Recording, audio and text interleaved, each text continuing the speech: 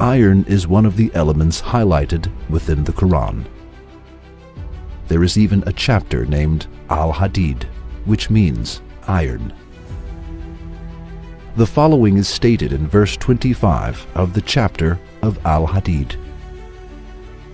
And we also sent down iron, in which there lies great force, and which has many uses for mankind.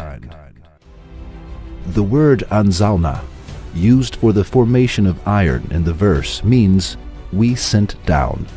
However, what we know is that the iron is dug out from the underground. In our opinion, we dug out should have been preferred instead of we sent down. However, the situation is not what we think. With the expression we sent down in the verse, a very important scientific miracle is pointed out. It is as follows.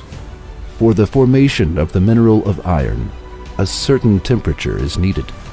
This necessary temperature exists neither in the earth nor in the sun.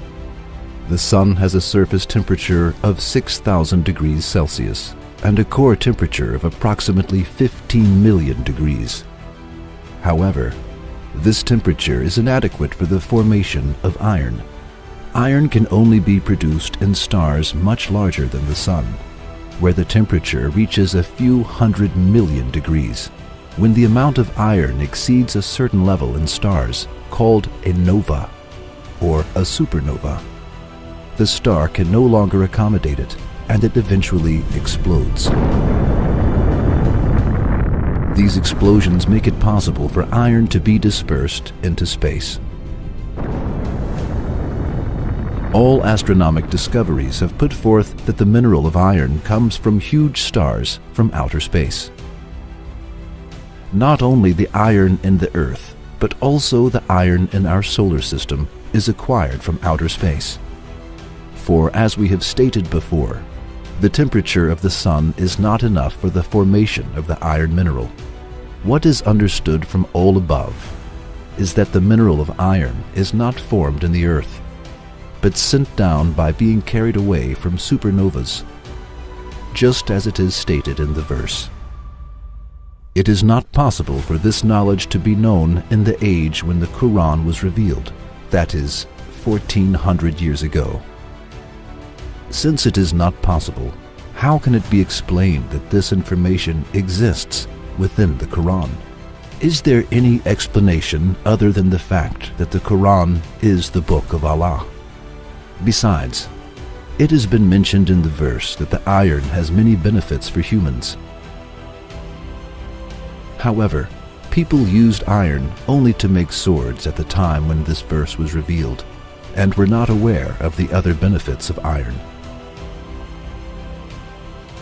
Despite this, the Quran stated, it has many benefits for mankind. Now, let us see the latest scientific data on iron. Without the iron atom, carbon-based life in the cosmos would not be possible. That is, there would be no supernovae, no heating of the primitive Earth, no atmosphere, and no hydrosphere. There would be no protective magnetic field, no Van Allen radiation belts, no ozone layer, no metal to make hemoglobin in human blood, no metal to tame the reactivity of oxygen, and no oxidative metabolism. It is very significant and wise that attention is attracted to iron, particularly that the following is stated about it. Iron in which there lies great force, and which has many uses for mankind. Along with what we have mentioned above, there is one more secret in this verse. It is as follows. The verse that mentions iron is verse 25 of the chapter of Al-Hadid. This verse contains two rather interesting mathematical codes. Al-Hadid is the 57th chapter within the Quran.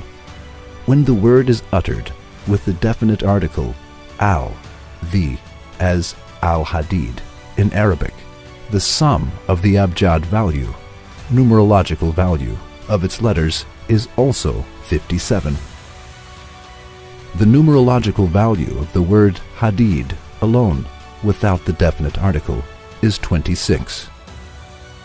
And 26 is the atomic number for iron. That is, when we utter it as al-hadid, its numerological value is 57, which is the number of the chapter within the Quran. When we utter it as hadid, its numerological value is 26, which is the atomic number of iron. Now, let us think justly. Is it possible for a human being who could not read or write, and who lived in the desert 1400 years ago, when science and technology did not exist, even by name, to know that iron was sent down from the sky, and to write it in a book by paying attention to numerological values? Can any sane person accept this? Can a person who accepts it be regarded as sane?